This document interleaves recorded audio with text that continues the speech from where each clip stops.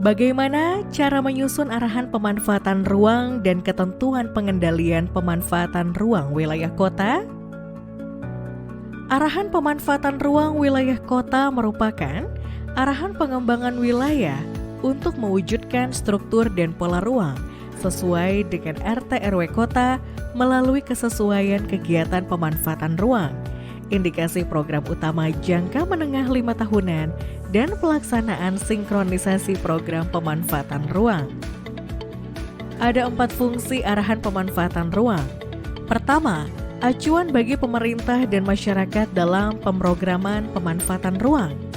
Kedua, arahan untuk sektor dalam penyusunan program utama. Ketiga, sebagai dasar estimasi kebutuhan pembiayaan dalam jangka waktu 5 tahun pertama. Dan keempat, acuan bagi masyarakat dalam melakukan investasi. Untuk menyusun arahan pemanfaatan ruang wilayah kota, ada 5 hal yang perlu diperhatikan. 1. Rencana struktur ruang dan rencana pola ruang. 2. Ketersediaan sumber daya dan sumber dana pembangunan. 3. Kesepakatan para pemangku kepentingan dan kebijakan yang ditetapkan. 4. Prioritas pengembangan wilayah kota dan pentahapan rencana pelaksanaan program sesuai RPJP daerah. Dan 5. Ketentuan perundang-undangan terkait. Untuk merumuskan arahan pemanfaatan ruang, ada 6 kriteria yang perlu diperhatikan. 1. Harus mendukung perwujudan struktur ruang dan pola ruang. 2. Mendukung program utama penataan ruang nasional dan provinsi. 3. Realistis, objektif, terukur, dan dapat dilaksanakan dalam jangka waktu perencanaan. 4.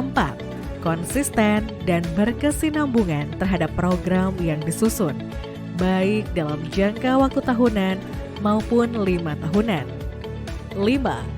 Kegiatan pemanfaatan ruang sesuai dengan ketentuan kesesuaian kegiatan pemanfaatan ruang atau KKPR. Dan 6. Sinkronisasi antar program harus terjaga. Indikasi program utama jangka menengah 5 tahunan berisi program utama, lokasi, sumber pendanaan, instansi pelaksana, dan waktu pelaksanaan yang dimuat dalam tabel berikut.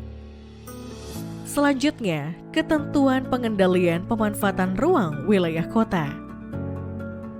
Arahan pengendalian pemanfaatan ruang wilayah kota adalah ketentuan yang diperuntukkan sebagai alat penertiban penataan ruang. Ada 6 fungsi ketentuan pengendalian pemanfaatan ruang. 1. Alat pengendali pengembangan kota. 2. Menjaga kesesuaian pemanfaatan ruang dengan rencana tata ruang atau RTR. 3. Menjamin agar pembangunan baru tidak mengganggu pemanfaatan ruang yang telah sesuai dengan RTR. 4. Meminimalkan penggunaan lahan yang tidak sesuai dengan RTR. 5. Mencegah dampak pembangunan yang merugikan. Dan 6. Melindungi kepentingan umum.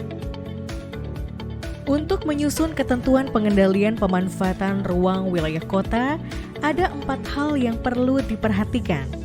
Pertama, rencana struktur dan pola ruang. Kedua, tingkat masalah, tantangan, dan potensi yang dimiliki. Ketiga, kesepakatan para pemangku kepentingan.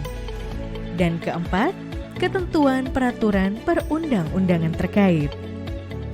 Selain itu, ada 7 kriteria dalam penyusunan ketentuan pengendalian pemanfaatan ruang wilayah kota.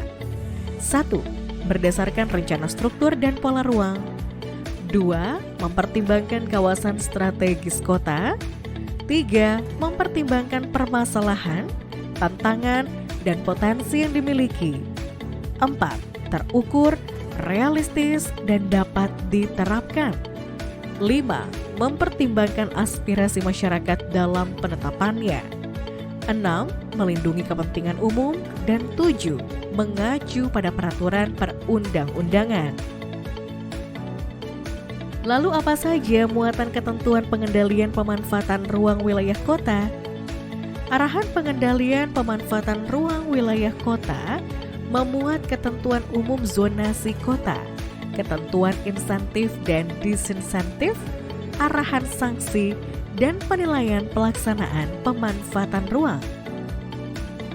Ketentuan umum zonasi meliputi ketentuan insentif dan disinsentif berfungsi mendorong pelaksanaan pemanfaatan ruang agar sejalan dengan rencana tata ruang. Ketentuan insentif diberikan untuk mendorong pengembangan zona yang memiliki nilai tambah, sementara ketentuan disinsentif diberikan untuk membatasi kegiatan pemanfaatan ruang yang berpotensi melampaui daya dukung dan daya tampung lingkungan.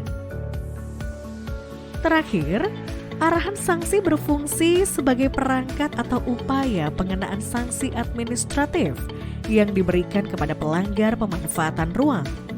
Bentuknya bisa peringatan tertulis, penghentian sementara kegiatan, penghentian sementara pelayanan umum, penutupan lokasi, pencabutan KKPR, pembatalan KKPR, pembongkaran bangunan, dan pemulihan fungsi ruang.